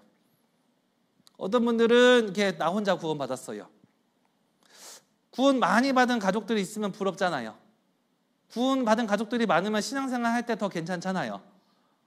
나 혼자서 구원받고 가족 중에서 지지해주는 사람이 없으면 제약될 때가 참 많지 않습니까? 그런데 비교할 필요가 없는 거예요. 어떤 사람은 5달란트 받았고 어떤 사람은 2달란트 받았어요. 5달란트 받은 사람이 5달란트 남기고 2달란트 받은 사람이 2달란트 남겼는데 칭찬을 5달란트 받은 사람이 더 받았어요? 둘이 똑같이 받았어요? 둘이 똑같이 받았죠? 많이 받은 사람은 많이 달라고 하시고 적게 받은 사람은 적게 요구하시는 거예요. 더 많이 받은 사람은 더 많이 남겨야 되는 거예요. 그렇지 않습니까? 어떤 분들은 머리가 참 좋아요. 어떤 분들은 공부를 많이 해도 암송이 잘 안 돼요. 이게 좀 비교가 되잖아요. 누구는 읽기만 하면 암송 술술 하던데 나는 왜 이렇게 몇 시간 동안 계속 읽어도 이렇게 어디 갔다 오면 제자리가 되고 항상 그런가? 그럴 수도 있지 않습니까? 주어진 상황과 여건 안에서 자신이 할 수 있는 최선을 다하면 되는 거예요. 옆에 사람과 비교할 필요가 없어요. 내가 하나님 안에서 받은 것이 있고 주님께서 주신 그런 은사가 있으니까 하나님께서 주신 것을 내가 잘 활용해서 조금이라도 내가 주님께 남기고자 하는 그런 모습으로 살아가게 되는 겁니다. 교회 안에는 다양한 역할들이 있고 다양한 지체들이 있는 거예요. 그래서 은사도 다르고 달란트도 다른 거예요. 그래서요, 내게 맡겨준 그 은사대로, 내게 맡겨준 그 달란트대로 내가 옆에 사람과 비교하지 않고 내가 그냥 하나님 바라보고 최선을 다해서 살아가면 되는 겁니다. 역할과 교회 안에서 쓰임받는 모양새가 다른 거지 사실은 다 하나님 앞에서 귀한 거예요. 한 몸에 많은 지체가 있죠. 머리 대신 예수님의 그 지시를 받아서 유기적으로 움직이는 운명 공동체가 되는 것입니다. 제가 보기와는 다르게 장교 출신입니다. 장교인데요. 제가 지금은 몸이 많이 불었지만 옛날에는 몸이 꽤 괜찮았던 체력단련 교관 출신입니다. 신병들이 체력단련 체력단련을 시켜야 되는데요. 200명을 아침 8시에 훈련을 시켜야 되는 거예요. 어떻게 훈련시킬까 고민을 하는데 200명 중에 꼭 두세 명 정도가 화장실 갔다 온다든지 물 먹고 온다든지 해서 한 두세 명 정도가 꼭 늦어요. 한 3분, 뭐 2, 3분 정도 늦어요. 두세 명만 혼날까요? 200명이 같이 다 혼날까요? 200명이 다 같이 즐겁게 치료달려 나는 겁니다. 왜 그렇습니까? 아니 두세 명이 잘못했으면 두세 명만 혼나야 되잖아요. 왜 200명이 같이 단체 기합을 받는 왜 그런 비효율적인 그러한 운영을 할까요? 실제 전쟁 때에 몇 명의 사람 때문에 200명이 다 같이 위험에 빠질 수도 있는 거예요. 그렇지 않습니까? 몇 명의 사람들이 실수해서 옆에 사람, 그 사람만 피해받는 것이 아니라 주변에 있는 전우들이 함께 피해받을 수도 있기 때문에 연결이 되어 있는 운명 공동체라는 것을 일깨워주는 거예요. 그래서 같이 혼나는 거예요. 칭찬받을 때도 같이 칭찬받는 거예요. 자, 그런 것처럼요, 우리가 그리스도 예수의 좋은 군사로서 나와 함께 고난을 받으시니 군사로 다니는 자는 자기 생활에 얽매이는 자가 하나도 없나니 이는 군사로 모집한 자를 기쁘게 하려 함이라 말씀하셨습니다. 우리는 그리스도 예수의 좋은 군사로 부름을 받았어요. 지휘관 되신 그 예수님의 명령에 따라, 머리 되신 그 예수님의 명령에 따라 일사불란하게 움직이는 운명 공동체적인 역할을 하는 거예요. 그렇죠? 자, 그래서요, 어떤 사람은 손의 역할을 하고 어떤 사람은 발의 역할을 하는데 각각 그 위치에서 최선을 다하면 하나가 되어서 주님께 기쁨이 되고 최종적인 승리를 이룰 수가 있는 겁니다. 조합, 그리고 조화, 연합, 합력을 통해서 선을 이루시는 분이라는 거예요. 한 사람의 슈퍼맨을 통해서 일하시는 것이 아니라 다양한 형제 자매들의 수고와 합력을 통해서 역사하시는 분이라는 것을 우리가 일깨우고, 주변에 계시는 형제 자매들의 그런 은사를 부러워할 것이 아니라 하나님께서 나에게 맡겨주신 은사가 있고 나에게 맡겨주신 직임이 있기 때문에 내가 이 일에 최선을 다했을 때 머리 대신 그 주님의 그 지휘를 받아서 교회가 일사불란하게 움직여지게 되고 하나님께서 우리 교회를 통해 귀하게 역사하실 수 있다. 그러한 믿음을 가지고 살아가는 것이 필요한 겁니다. 세모가 있고 네모가 있고 동그라미가 있었어요. 세모는 네모가 너무 부러운 거예요. 넉넉해 보이잖아요. 네모는 동그라미가 너무 부러워 보이는 거예요. 원만하잖아요. 알고. 동그라미는 세모가 또 너무 부러운 십자가가 거예요. 세련됐거든요. 여기 교회 안에 보면 세련된 사람도 있고 세모 같은 그리스도인도 있고 네모 같은 그리스도인도 있고 동그라미 같은 그리스도인도 있고, 그런데 세모도 장점과 단점이 있고 네모도 장점과 단점이 있고 동그라미도 장점과 단점이 있는데, 내가 가지고 있는 장점을 주님께서 맡겨주셔서 교회 안에서 귀하게 쓰임받을 수 있도록 인도해 주시고, 단점이 있다면 내가 그 단점을 보완하기 위해 노력을 하지만 내가 가지고 있는 단점을 대신해서 채워줄 수 있는 교회 안에 형제자매들이 많다는 게 또 얼마나 감사가 됩니까? 내가 이 부분에 있어서 최고 전문가가 아닌 게 얼마나 감사합니까? 나보다 더 잘하는 형제자매들이 교회 안에 많이 계셔서 그분을 섬기면 하나님께서 그분을 통해 내가 하지 못하는 부족한 부분들을 보완해서 이루실 수가 있는 거예요. 그래서 뭔가 이렇게 주변 사람과 비교할 것 아니고 우리는 같이 연합하고 합력하는 운명 공동체적인 삶을 살아가게 되는 것이니까 주님께서 나에게 맡겨주신 것 내가 바라보고 최선을 다해서 주님 섬기면서 살아가면 너무 좋은 겁니다. 그 달란트 비유를 통해 다음과 같은 교훈을 받을 수가 있는 것입니다. 그리고 세 번째는 양과 염소 교훈이 있습니다. 양은 오른편에 염소는 왼편에 앉혔어요. 왕이요. 어느 쪽이 의인이고 어느 쪽이 악인이겠어요? 양편이 의인이고 염소편이 악인이에요. 의인에게 칭찬해 줬습니다. 내 아버지께 복받을 자들이여, 나와 창세로부터 너희에게 가져올 은혜를 온전히 바랄지어다. 너희가 내가 배고플 때 먹을 것을 줬다. 벗었을 때 옷을 입혀줬다. 줄일 때 먹을 것을 주고 목마를 때 물을 주고 나를 살피고 나를 보살펴주고 그런 일들을 너희가 해주지 않았느냐. 그때 오른편에 있었던 의인들이 깜짝 놀랐습니다. 하나님, 우리는 당신께 그런 일을 한 적이 없는데요. 당신이 배고팠을 때 우리는 당신에게 배고픈 것을 먹을 것을 준 적도 없고, 당신께서 목마르실 때 당신에게 물을 준 적도 없고, 당신이 벗었을 때 옷을 입혀준 적도 없고, 당신이 뭔가 어려움에 처했을 때 도와주고 그런 일이 없었는데 왜 우리가 그런 일을 했다고 하세요? 라고 했을 때 임금이 말했던 것이 무엇이에요? 옆에 있는 내 형제에게 한 것이 곧 나에게 한 것이니라 말씀하셨죠. 그렇습니다. 눈에 보이지 않는 하나님을 사랑한다는 증거가 무엇입니까? 눈에 보이는 형제 자매를 사랑하면서 살아가는 것이에요. 눈에 보이지 않는 하나님을 섬긴다는 증거가 무엇입니까? 눈에 보이는 형제 자매를 섬기면서 살아가는 삶이 눈에 보이지 않는 하나님을 섬긴다는 증거가 된다는 것이에요. 그래서 마지막 시대에 예수님의 재림을 앞두고 있는 그리스도인의 깨어있는 삶은 형제 자매의 소중함을 아는 겁니다. 내가 받은 구원의 소중함을 아는 것처럼 내 옆에 계시는 형제 자매들의 구원을 소중하게 여기고 내 안에 계시는 예수님을 소중하게 생각하는 것처럼 내 옆에 계시는 형제 자매들 안에 들어오신 예수님도 소중하게 여기고 형제 자매들을 섬기고 사랑할 때 예수님 대하듯이 섬기고 사랑하는 그런 삶으로 나아가는 삶이 깨어있는 삶의 특징이 된다는 거예요. 저 요한일서 4장 한번 찾아보시겠습니다. 성경 요한일서 4장의 말씀을 함께 보시겠습니다.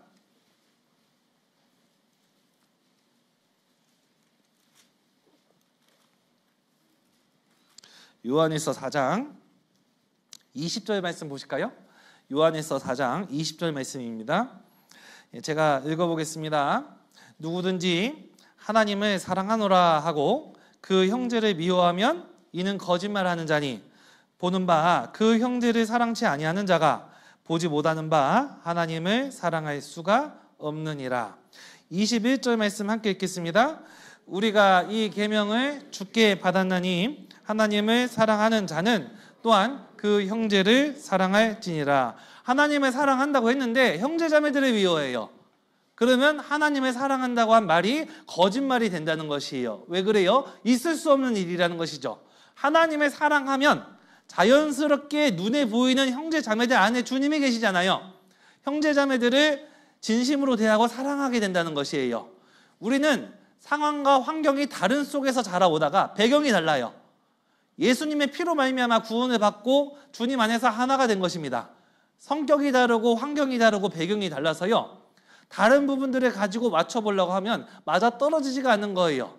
그런데 우리가 주님 안에서 하나가 될 수 있는 이유는 주님을 중심으로 해서 하나가 되었기 때문에 그렇습니다. 성령의 하나 되게 하신 것을 힘써 지키라고 말씀하셨거든요. 공통된 관심 분야가 있고 예수님이라는 그런 주제가 있기 때문에 우리는 주님 안에서 하나가 되는 거예요. 그리고 자연스럽게 내가 교회 안에 들어온 것도 축복이지 않습니까? 나 같은 사람이 구원을 받은 것도 놀라운 기적이고 나 같은 사람이 구원을 받아 교회 안에 들어온 것도 하나님 안에 특별한 축복인 겁니다. 내가 어떻게 이 교회 안에 들어옵니까? 내가 어떻게 하나님의 자녀라 칭함을 받고 내가 어떻게 이 거룩한 무리 안에 들어올 수가 있습니까? 내가 들어온 것이 너무나 큰 축복인 겁니다. 내가 이 교회 안에 들어온 것이 축복인 것처럼 내 안에 붙여주신 형제자매들과 교제할 수 있게 해주신 것도 놀라운 축복이라는 거예요. 형제자매들에 대하고 형제자매들을 섬길 때 눈에 보이지 않는 하나님을 대하고 눈에 보이지 않는 하나님을 섬기는 것과 연결이 된다는 것이죠. 우리는 형제자매들을 사랑할 때 주님을 생각하면서 섬기고 주님을 생각하면서 사랑하는 거예요. 그래서 깨어있는 삶의 특징은 자연스럽게 하나님을 높이고 하나님을 섬기는 삶을 살아가는 것인데 연결성이 있다면 눈에 보이는 형제자매들에 행하는 것이 눈에 보이지 않는 하나님을 섬기는 것과 연결이 된다는 것을 일깨우고 교회를 소중하게 생각하고 형제자매들 한 사람 한 사람을 소중하게 생각하고 살아가는 모습으로 나타난다는 것입니다. 그래서 열처녀의 비유, 기름이 부어지는 거예요. 구원을 받고 성령의 인도함을 받는 생활, 그리고 달란트 비유, 교회 안에서 역할과 위치가 다르거든요. 하지만 내게 주신 그런 은사, 내게 주신 달란트를 가지고 나 자신을 위해서 쓰는 것이 아니라 주님을 위해서 남기는 삶을 살아가는 거예요. 옆에 사람과 비교하지 않고 내가 주님 안에서 주어진 역할 안에 최선을 다하는 겁니다. 양과 염소의 비유, 옆에 계시는 형제자매들을 소중하게 생각하고 형제자매 섬기고 사랑하는 것을 주님 대하듯이 하는 그런 모습으로 나아가는 것이 깨어있는 사람의 특징이 됩니다. 그렇다면 주님께서는 이제 마지막으로 깨어있는 사람을 통해 마지막 시대에 어떤 일을 하실까요? 깨어있는 사람을 통해서 주님께서 하시고자 하는 일은 과연 무엇일까요? 에스겔 22장 함께 찾아보시겠습니다. 에스겔 22장을 함께 보시겠습니다.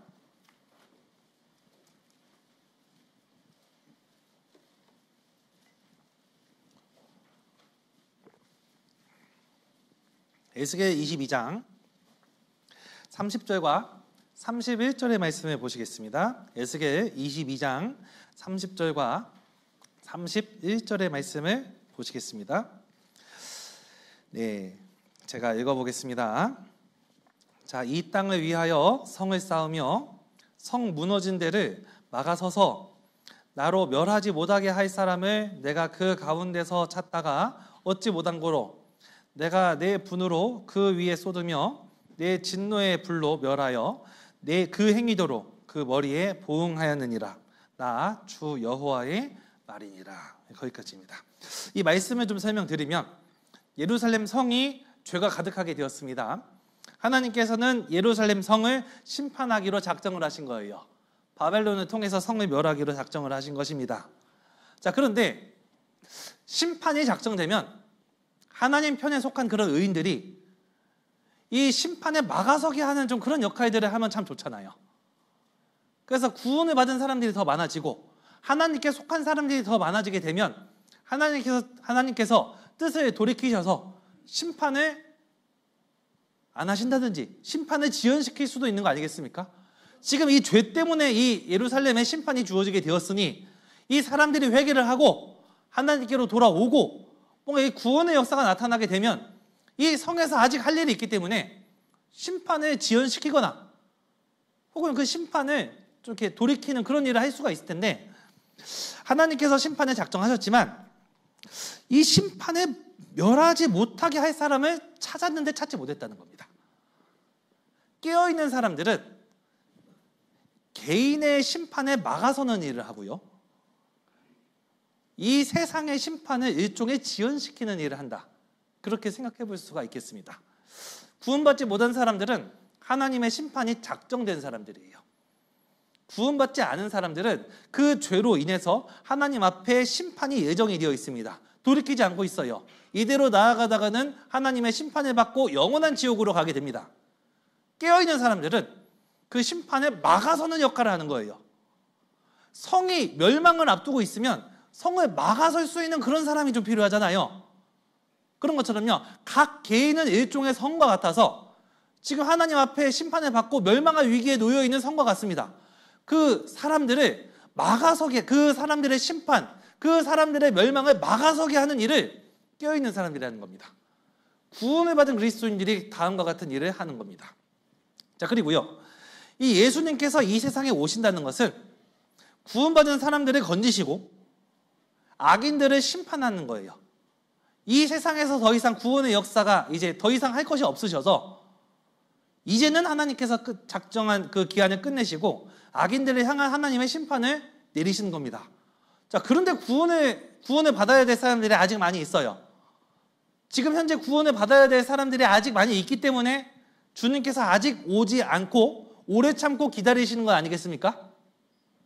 구원을 받을 사람들이 아직 많이 있으면 주님께서 더 기다려 주시는 거예요. 예수님의 재림을 막을 수는 없겠죠. 이 세상을 향한 하나님의 심판을 막을 수는 없겠죠. 그러나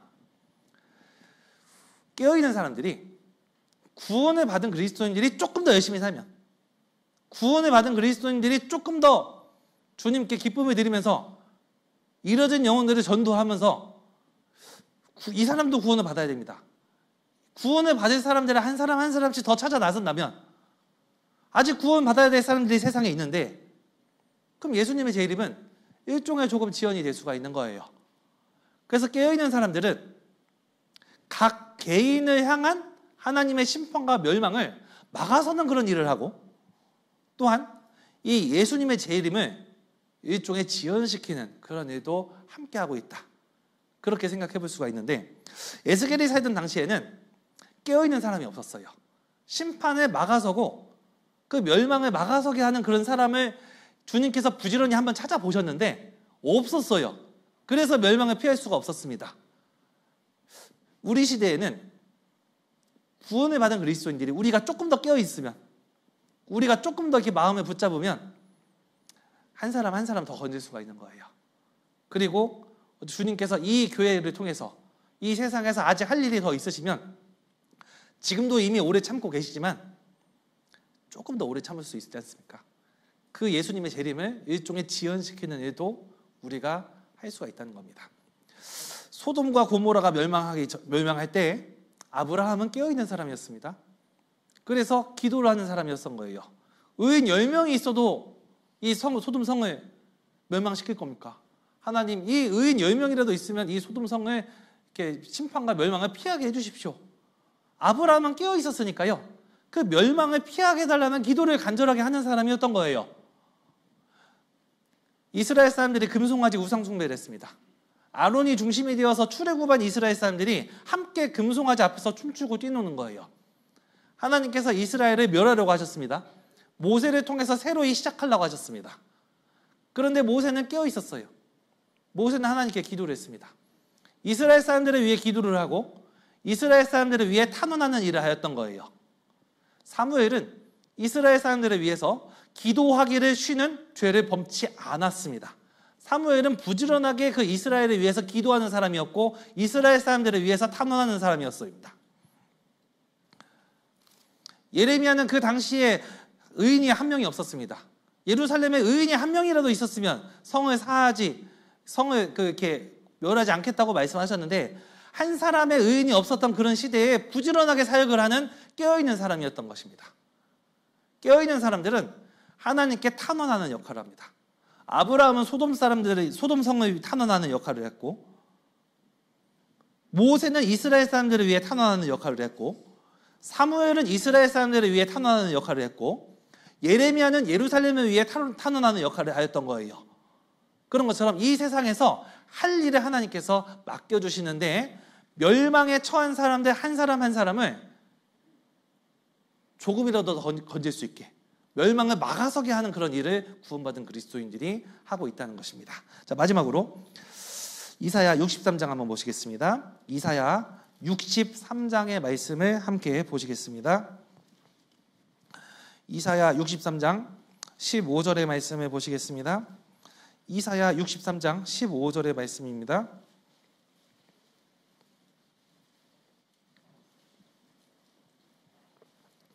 이사야 63장 15절의 말씀입니다. 이 말씀 함께 읽겠습니다. 주여 하늘에서 굽어 살피시며 주의 거룩하고 영화로운 처소에서 보옵소서. 주의 열성과 주의 능하신 행동이 이제 어디 있나이까. 주의 베푸시던 간곡한 자비와 긍휼이 내게 그쳤나이다. 이 이사야 63장의 내용을 정리를 해보면 과거 출애굽하였을 때 하나님께서 이스라엘에게 베풀어 주신 그 능력이 얼마나 큽니까? 그 구원이 얼마나 큽니까? 10가지 재앙을 내렸어요. 홍해를 갈라주셨어요. 광야에서 인도하셔서 구름 기둥과 불 기둥으로 인도를 하셨습니다. 매일같이 만나를 내려주셨습니다. 반석에서 물을 나게 하셨고 고기를 필요로 할 때 메추라기를 보내주신 분이세요. 하나님께서 이스라엘에게 베풀어 주신 그 구원이 너무나 크고 놀랍다는 것입니다. 10가지 재앙부터 홍해 바다가 갈라지는 것, 가나안 땅에 들어가기까지 하나님께서 베풀어 주셨던 능력은 정말로 위대했습니다. 그 능력이 왜 이사야가 살던 시대에 미미해 보이냐 그겁니다. 왜 그 하나님께서 어디 계십니까? 과거에 화려하게 역사해 주셨던 그 하나님의 그 능력, 그 하나님의 역사, 그 하나님의 구원, 왜 지금은 미미한 것 같습니까? 일꾼의 부재인 겁니다. 깨어있는 사람의 부재인 겁니다. 그래서요, 항상 하나님께서 강하게 역사하실 때에는 깨어있는 일꾼들이 있었던 겁니다. 모세가 있었습니다. 다윗이 있었습니다. 엘리야가 있었습니다. 초대교회에 많은 깨어있는 일꾼들이 있었던 겁니다. 자, 그것은 예수님의 재림을 앞둔 우리 시대에도 우린 마지막 주제지 않습니까? 예수님께서 재림을 그렇게 강조하시는 이유는 무엇입니까? 체념하기 위한 것입니까? 아니면 더욱 깨어가지고 과거에 화려하게 역사하셨던 그 구원의 역사, 하나님의 역사가 불꽃이 힘있게 나타나다가 주님을 맞이하기를 원하셔서 말씀을 주셨겠습니까? 체념하기 위한 것이겠습니까? 세상이 너무 악하잖아요. 요새는 사람들이 한 번에 구원 안 받더라고요. 요새는 뭐가 어려워요. 살기가 너무 힘들어요. 마지막 시대에 예수님의 재림을 앞둔 그리스도인들의 자세가 체념을 위한 것이 아니라 과거에 화려하게 역사하셨던 그 하나님이 지금 우리 시대에 화려하게 힘있게 많은 구원의 역사가 나타나다가 주님께서 우리 교회를 귀하게 사용하시다가 주님을 맞이하기를 원하시기 때문에 다음과 같은 말씀을 주셨다고 생각이 됩니다. 지금 수양관에도요, 많은 건축물들이 지어졌는데 또 건축하지 않습니까? 아직도 숙소가 더 필요하다고 해서 또 건축하지 않습니까? 그거 보면 그 모세를 통해서 역사하셨던 하나님이 다윗을 통해 역사하셨고 엘리야를 통해서 역사하셨고 초대교회의 역사를 하셨던 것처럼 지금 우리 교회를 통해서 힘있게 역사를 하고 계시다고 생각이 됩니다. 과거에도 우리 교회를 통해 귀하게 역사하셨던 것처럼 현재에도 우리 교회를 통해서 힘있게 역사하시는 그 하나님이 되기를 바라지 않습니까? 그러기 위해서는 우리가 더욱 깨어있고 더욱 주님을 바라보면서 한마음과 한뜻이 되어 복음을 위해 합력하는 삶을 살아야겠습니다. 주님께서 우리를 구원하셨으니 이제는 밤으로 속하지 말고 이제는 어두움으로 속하지 말고 잠자는 것에서 깨어나고 술 취하는 것에서 깨어나고 이제는 더욱 주님 바라보고 영원한 것을 위해서 힘껏 살아가면 좋겠습니다. 기도하고 마치겠습니다. 은혜와 사랑이 풍성하신 하나님 아버지 감사드립니다. 저희가 주님 안에서 더욱 깨어있고 하나님께 기쁨과 즐거움을 드리는 삶을 살아갈 수 있게 인도하여 주시옵소서. 정읍교회를 통해서 복음이 힘있게 증거가 되고 저희가 서로 살아가면서 기쁨과 즐거움으로 주님 섬기는 삶을 나아갈 수 있게 인도해 주시옵소서. 예수님 이름으로 기도드렸습니다. 아멘.